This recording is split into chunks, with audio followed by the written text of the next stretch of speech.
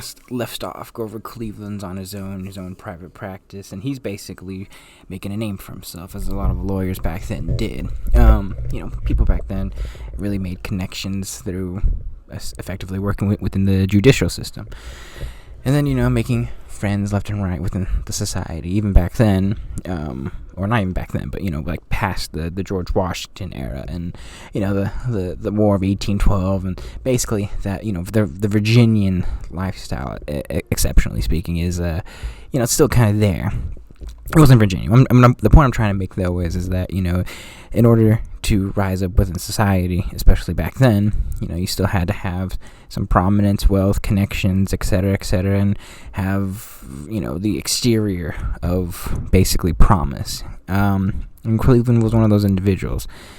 So, where we left off, he's basically going effectively from place to place. He's currently working, I believe, as the assistant district attorney of Erie County, which he worked at during the Civil War, in which he avoided service, etc., hiring substitutes, and there's a whole bunch of different reasons, machinations for why he didn't really join. Part of it, I would probably say, politics. He was a Democrat, and a lot of the law firm people he worked with were Democrats, and I think that's part of it, but it's not, entirely the reason. But they call him a slacker, in which case he ended up trying to reprimand that reputation as much as he possibly could, and ultimately ended up becoming one of the more hardworking lawyers in his own private practice, and whenever he was the assistant district attorney of Erie County. I don't want to say he had a didactic memory, but I think he would give the impression that he had didactic memory. He would always present a lot of his arguments from memory instead of, rereading it the day before. I think he's the only president. I think he's the only president, really, to deliver his inaugural address without notes, by the way, by memory. And, just little tidbits and whatnot. But anyways, things are moving up for Grover Cleveland. His personal life's going great, and ultimately, he's really looking towards the future. A lot of people back then wanted to really, make a big splash within the political scene, and things become very fascinating. There's a particular opening. Apparently, had to elect sheriffs back then. And around 1868 to 1870, there's a potential opening for, basically being the head sheriff of Erie County. Cleveland's life was pretty stable for the most part. He was a really good lawyer once his private practice was up, and he was really good. He restored his honor, I guess you could say, and restored his name, and ultimately ended up really becoming really well known around Erie County for the most part for his concentration, dedication to hard work. Really simple, if I'm going to be honest with you. Didn't really do much, was not a very, he's not a very, what's the word? He didn't live in lavish lifestyle like Chester A. Arthur in relative comparison, which is kind of funny and interesting. He lived a very simple life, which is more along the lines of how, at the very least, I think he saw economics for the most part. Just little things like that I think are really interesting. I mean, he lived in a very simple boarding house for the most part, boarding with roommates, etc., etc. A couple of them Republicans. Ended up basically supporting his family for the most part. His income went to his mother, his sisters. That being said, he did enjoy the nightlife, though. He was a very, for a guy his size, his big, he's basically kind of like the life of the party in a lot of ways. Go to saloons, hotel lobbies. He, in a lot of ways, because of this, really endeared himself into the high life of society in Buffalo. I think it's really interesting. As I've noted a couple minutes before, elections coming up, and the way to rise up within basically the system and within society is really politics. And, one thing that was coming up is an election for the sheriff, or at the very least the sheriff of Erie County specifically. And just like with other political elections for the most part, it's usually two parties. There's a Democratic nomination person and then a Republican nomination person. Part of this was, it was the same thing when he was running for district attorney initially. As he ended up losing to actually his roommate, Lyndon K. Bass. He was the Republican nominee specifically. He was a good, I guess they were buddies, you know how it goes. But same exact thing. He ended up basically securing the Democratic nomination for the sheriff of Erie County. In 1870, I believe, he won the election by about a 300-vote margin.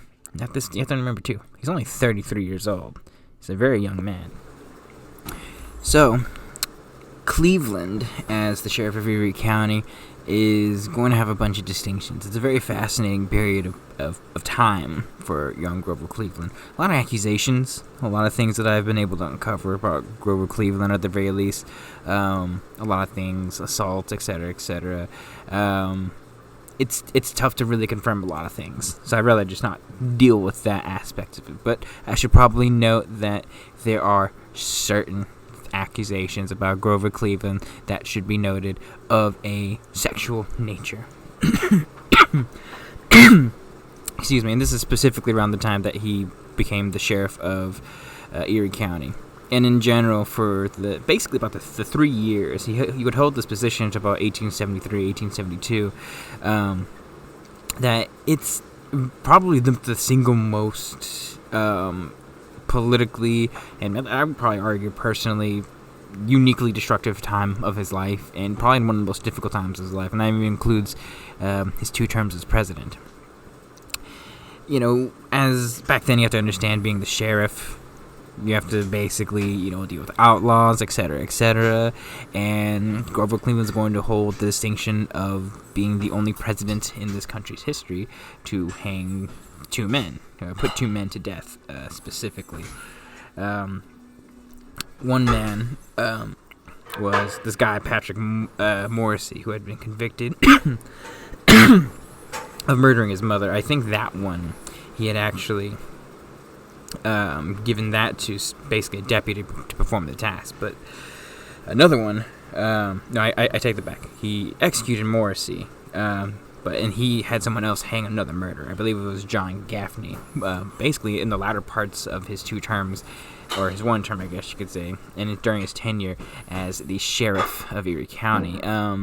I don't know why I'm talking like this. It's a little bit tired. I'm a little bit tired. But for him, it's a very difficult time. The sheriff's office around that time, just like with most politics, most political areas, and just in every single branch, it's basically destructive, chaotic, and politically corrupt. And to his credit, he attempted, but I don't think as well as he possibly could, to clean up a lot of the image of the sheriff and ultimately hold law and order, which he did, for the most part, pretty well. And I think it should be noted as a positive overall in his career. Sorry about that. Got a dry throat. So, Cleveland ends up leaving the sheriff's office in 1873. And once he leaves the office, he decides he's going to go back to his private practice. A whole bunch of shenanigans happen. Probably one of the biggest, I guess you could say, accusations was by Maria Halpin during this period of time. Cleveland's a middle-aged man, I guess at this point, 35, 36. He's out and has, I guess you could say, a sexual assault case, and then a whole bunch of shenanigans happen. That's a crazy story. The problem with that story, though, isn't because if I'm gonna be honest, that's probably a situation that actually occurred, and it's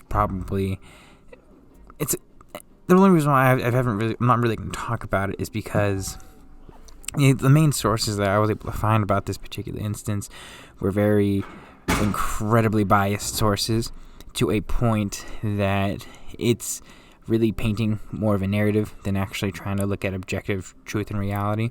That being said, Cleveland's actions were not good in this particular case, and that should be noted. Even for me, I'm just like, nah, bro. At the very least, objectively, what we can see. That being said, Cleveland kind of just chills for a little bit. For about 7-8 years, he's basically just biding his time, working up the political machine. One biographer noted that, for no man in this country had less thought than his limited, simple, and sturdy attorney of Buffalo, effectively speaking, or I believe this particular quote in particular was when he was taking the oath of office as the president of the United States in 1881. But effectively speaking, he's basically saying that he's a simple man, very sturdy attorney of Buffalo, that 4 years later he would be standing in Washington and taking the oath as president of the United States of America. And honestly, it's going to be a very fascinating period of time. Because for about 8 years, he goes back to his private practice. He goes through, basically, kind of in a lot of ways, the political machine, the political issues and shenanigans that are going on at that time. And, New York politics is New York politics. But ultimately, for Grover Cleveland in particular, he's in a time of, the Democratic and Republican political machines, Ross Conklin, all those people, specifically in New York. And it's pretty bad, to be quite honest with you. It's pretty chaotic, Democrats and Republicans. And around 1880, it becomes a very unique potential opening, I guess you could say, for Grover Cleveland. You see, there's a vacancy in the mayor's a seat, I guess you could say. I don't know why I keep saying that. I'm on 4 hours of sleep. I want to get this done. Anyways, there's a mayor vacancy open, an election coming up, and the Republicans are deeply corrupt, but Democrats are deeply corrupt as well. Republicans are just more corrupt, unfortunately, just by a little bit of a map, and the Democrats use that as their advantage. You have to really conceptualize a lot of this stuff. It's kind of like, today, for instance, where I think most people see both sides, and it's just like, at a particular point, you just choose a side that ultimately is a little less corrupt, which makes for interesting political discussions and political debates. You know how it goes. But ultimately, Democrats see this as an opening, and they know Cleveland's a Democrat, even though he basically, despite voting Democrat and being a Democrat himself, ultimately, a fiscally conservative Democrat at that, he really is not a partisan, or he's a very partisan person. He doesn't care about politics for the most part. It's one thing to note, too, that he wasn't very political when he was the sheriff of Erie County. He talks to his family about this particular opportunity and issue, and then there's some obvious realities of the sexual act and nature that had actually occurred or potentially occurred. I don't know, it's very difficult, but ultimately I'm pretty sure that actual event occurred with Maria Hepburn. And that's one of those things that stops you from, like, I don't want them to dig up this dirty skeleton in this closet. But other than that, for the most part, he really considered it and really thought about it. And he spent some time thinking about it, talks to his family, friends, etc., etc. And he had some apprehensions, too, because he didn't want to be a part of a corrupt political system. For at the very bare minimum, he didn't want his name besmirched with the Democratic political machine. He talked to the Democrats, and he's basically like, hey, if you guys want to win, I can help you win. I have a very clean name in these particular parts, but I'm going to have to do it my way, which pissed off a lot of people within the Democratic Party, because the more corrupt politicians ultimately didn't get their opportunity to be part of, I guess you could say, his cabinet or his, specific political positions. Anyways, for the election of 1881, I believe, or 1882, Grover Cleveland will run for the mayoral spot of Buffalo, and ultimately will win the nomination, and ultimately will be elected. Be elected as the mayor of Buffalo against his opponent, Milton C. Beebe. He will take office on January 2nd, 1882. You have to understand, this mayoral win really surprised a lot of people. A lot of people thought that this would be a bit of an upset win, primarily because, he's literally, politically speaking, other than being a sheriff, was a relative newcomer, I guess you could say, to the scene, It's like Dan Crenshaw coming in and being like, who is this guy? And then, oh, he won. Cool, good for him. Kind of like that, I guess you could say. I don't even know why I brought that up, but just to give you a comparison and a comparable idea. Now, he's going to serve basically a year or two as the mayor of New York for a lot of reasons, because he probably had one of the more uniquely successful mayoralships, I guess you could say, in New York's history, or Buffalo's history, I guess. He got a lot of names, notably the one that everyone always says, the Veto Mayor, or I guess you could say, specifically, the Veto Mayor. And the reason is because there's a whole bunch of different things that ultimately occurred that Grover Cleveland ultimately vetoed. I'll just sum it up this way, because I'm jabbering on and on. Grover Cleveland's term as the mayor was him basically rooting out corruption, intentionally, unintentionally, and ultimately just doing things to really cut the budget and get things done. One of the most notable things, there's actually a lot of things, but one of the most notable was vetoed a bunch of different pork barrel appropriations, ultimately really focusing on like sewage, street cleaning, transportation, little things like that. One of the things that he ended up vetoing ultimately was like street cleaning services ultimately, basically having them overpaid. There's one that he also vetoed a legislative bill that would have had like government workers just working on and basically examining the city's sewage system. There'd been like a typhoid fever outbreak killing a bunch of people, which typhoid fever, not COVID, but anyways, ultimately he vetoed that, got a bunch of experts in there, and people saw this, within a year or two. People were basically on the lines of, this guy's like actually doing things to benefit the American people and benefit the people of Buffalo. That's kind of cool. That's really great. And within like a year, he went from a relative unknown to being like legitimately the guy who was going to purge government corruption. And a lot of people, even within his own party, had apprehensions to that because, corruption. And Republicans obviously didn't like him for a very different political times. And ultimately, this is a very strange point in history in terms of politics, because Grover Cleveland's really fascinating, and it's interesting that his name isn't as remembered as much as it probably should be. And I think it's for moments like this where, say what you will about his personal character and candor and the instances in his life where they're not particularly good,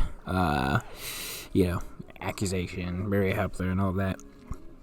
It is undeniable, though, that at the very least, he's a little Trumpish, to be quite honest with you, in the sense that it's abundantly clear that entrenched politicians clearly did not like him anywhere near as much as the people. And I think it should be very much noted that, in a weird way, things might be going that way politically in today's climate. At least for Grover Cleveland, 2 non-consecutive terms. But I don't know, I can't predict the future. Basically after his first year as a mayor, the people clamored for it. Even the Democratic Party begrudgingly asked for it ultimately. The Democratic Party saw an opening within the governorship. I believe in 1882, Republican Party's low-key split due to the fact that Chester Arthur's in the presidency right now, and there's a bunch of issues going on with them, specifically in New York. Roscoe Conkling is going down. Things are not good with the Republican Party, and for Grover Cleveland and Democrats, they're kind of looking like relatively stable. Relatively is a very modest word.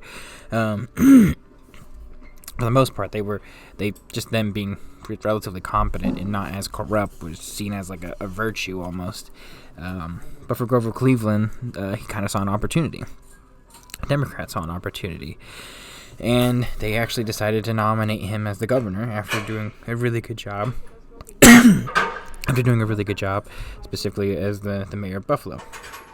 He will win the election. I believe it was, for the most part, it was basically him, Roswell L. Flower, and this other guy, Henry Slocum, who were basically trying to decide who was going to win the Democratic nomination. And there's 3 different groups, and Cleveland at one point finished third place on one of the ballots that they had in terms of choosing, and ultimately ends up choosing. And ultimately, the Republican Party was really divided. Cleveland will win the governorship in 1882 against the Republican nominee Charles J. Folger. I believe that might have been one of the largest margins of victory at the time within New York and within the New York State Legislature. Anyways, Grover Cleveland is going to be the new governor of the state of New York. And just like he did when he was the mayor of Buffalo, he basically just kind of goes ham a little bit. Relatively speaking, goes ham.